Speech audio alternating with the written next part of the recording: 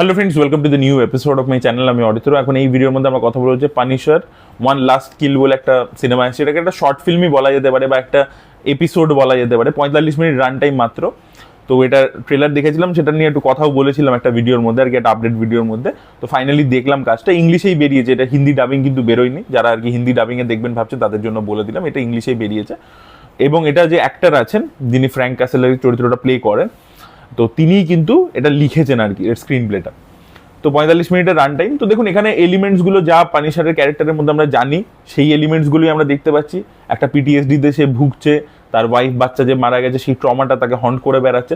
তো একদম এক্স্যাক্টলি 22 মিনিটে মানে দুটো মানে যদি আমি 45 মিনিট ধরি, 22.5 মিনিট যদি ভাগ করি, তাহলে প্রথম হাফটা যদি বলি, তাহলে প্রথম হাফটা ওর যে ইমোশনাল ট্রমা, ও যাদের ওর পাস্ট লাইফ থেকে যাদের সাথে ওর বন্ডিং ছিল ইত্যাদি ছিল, যারা মারা গেছে তাদেরকেও হ্যালুসিনেট করছে মানে কন্টিনিউয়াসলি, এবং নিজের বউ বাচ্চাকে মিস করছে, সেই জিনিসপত্রগুলো আমরা দেখতে পাই।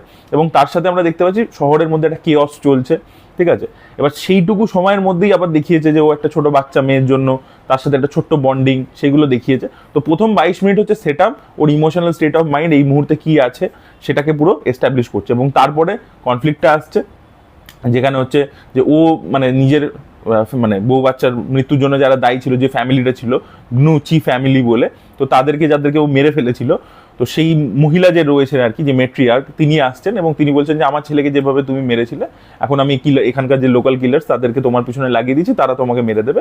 এবং সেখান থেকে নেক্সট 22 মিনিটস হচ্ছে অ্যাকশন ব্লক আর কি, যে ও যেখানে রয়েছে সেখানে বিভিন্ন লোকে অ্যাটাক করছে এবং সেখানে কীভাবে বিভিন্ন টাইপের কমব্যাট সেখানে আমরা দেখতে পাচ্ছি। সেটা hand to hand fight, knife fight, bullets নিয়ে ফাইটিং, মানে গান ফাইট আর কি, সেই ধরনের জিনিসপত্র ব্যাক টু ব্যাক দেখতে পাচ্ছি। তো সেইখানে যে অ্যাকশনটা রয়েছে লাস্ট মানে সেকেন্ড হাফটাতে বলতে পারেন, তো সেটা কিন্তু খুবই এঙ্গেজিং, সেটা আপনাকে হোল্ড করে রাখবে আর কি, সেখানে ভরপুর অ্যাকশন আছে আর কি। এবং তারপরে মানে যেখানে বেসিক্যালি এই পুরো 45 মিনিটের বক্তব্যটা হচ্ছে যে পানিশার যতই চাইছে মুভ অন করতে, ফ্র্যাঙ্ক ক্যাসেল চাইছে মুভ অন করতে, যে ও একটা নর্মাল লাইফ লিড করবার চেষ্টা করছে, ও করতে পারবে না। সবসময় যেন আরেকটা কিল থাকবে, one last kill always will be there, ঠিক আছে। সেটাই বোঝাবার চেষ্টা করছে এই গল্পটার মধ্যে দিয়ে, যে ওর সবসময় আরেকটা নতুন ভিলেন, কেউ না কেউ, there will be always an enemy waiting for him, যার সাথে ওকে লড়তেই হবে। মানে সেটা ওর কখনোই ও একটা নর্মাল লাইফ লিড করতে পারবে না, ওকে ভিজিল্যান্টের জীবনটাই লিড করতে হবে। সেই বক্তব্যটা খুব সুন্দর করে উঠে এসছে। এবং এখানে একটা পার্টিকুলার সিন আছে, একটা ছোট গ্যাং আছে, তারা একটা কুকুরের সাথে একটা সার্টেন জিনিস করে একদম প্রথম দিকে, এবং সেটা যেভাবে পে অফ হয় সেই জায়গাটা কিন্তু খুবই মানে ডিভাস্টেটিং আর কি। তো সেই জিনিসটা সেট আপ করেছে।